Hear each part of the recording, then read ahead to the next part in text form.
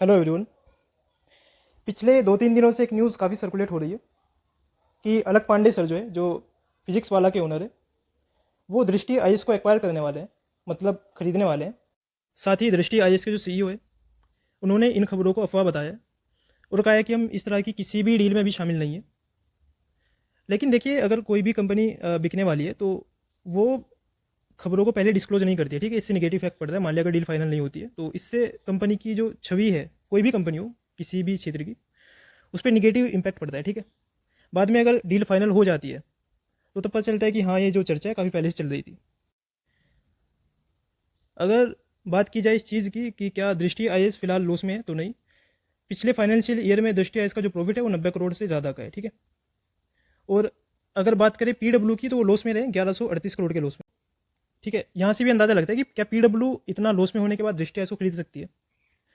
लेकिन एक चीज़ आपने देखी होगी, विकास सर के पिछले कुछ इंटरव्यूज़ में उन्होंने बोला है कि हम एक यूनिवर्सिटी बनाना चाहते हैं। काफ़ी सारी चीज़ें उस यूनिवर्सिटी के बारे में उन्होंने बताई है और कई बार अपने इंटरव्यूज़ में उन्होंने ऐसा बोला है, ठीक है। हो सकता है कि विकास सर अब एक यूनिवर्सिटी शुरू करना चाहते हैं, जिसकी वजह से उन्हें एक फ़ंड की ज़रूरत है। और इन फ्यूचर अगर वो चाहेंगे कभी आईएएस की कोचिंग में वापस आना, तो वो आराम से आ सकते हैं, ठीक है। उनके लिए कोई बड़ी बात नहीं है। दूसरा ये भी हो सकता है कि जब से, देखिए, मुखर्जी नगर सबसे बड़ा हब है आईएएस की कोचिंग का, और जब से मुखर्जी नगर से दृष्टि आईएएस का सेंटर गया है, ठीक है, बच्चों को तो प्रॉब्लम हुई है, वहाँ पे बाजार भी जो है डाउन हो गया है, लेकिन दृष्टि आईएएस के साथ भी दिक्कत हुई है, ठीक है। नोएडा में उतनी बड़ी मार्केट जो है आईएएस की कोचिंग की नहीं है, ठीक। और सबसे बड़ा रेवेन्यू वहीं से जनरेट होता था, जहाँ से अब उनका सेंटर बंद हो चुका है, मुखर्जी नगर से, ठीक है। साथ ही साथ दिल्ली में करोल बाग भी उनका जो सेकंड नंबर का शायद है, वहाँ से सबसे ज़्यादा रेवेन्यू आता था। वो भी दिल्ली में है, कब दिक्कत आ सकती है उसके बारे में नहीं पता है, ठीक। तो ये सब चीज़ें भी हो सकती है कि दृष्टि आईएएस को रन ना करना चाहते हो विकास सर। हालांकि ये तो बाद में पता चलेगा कि ये खबरें जो है सच है या फिर अफवाह है। लेकिन अगर पीडब्ल्यू दृष्टि आईएएस को एक्वायर कर लेता है, खरीद लेता है, तो एक चीज़ है कि आईएएस की जो ओवरऑल फीस है वो कम हो जाएगी, क्योंकि पीडब्ल्यू की आईएएस की जो कोचिंग है पहले से चल रही है और उसकी फ़ीस काफ़ी कम है, ठीक है। लेकिन दृष्टि आईएएस एक बेहतर क्वालिटी देता है।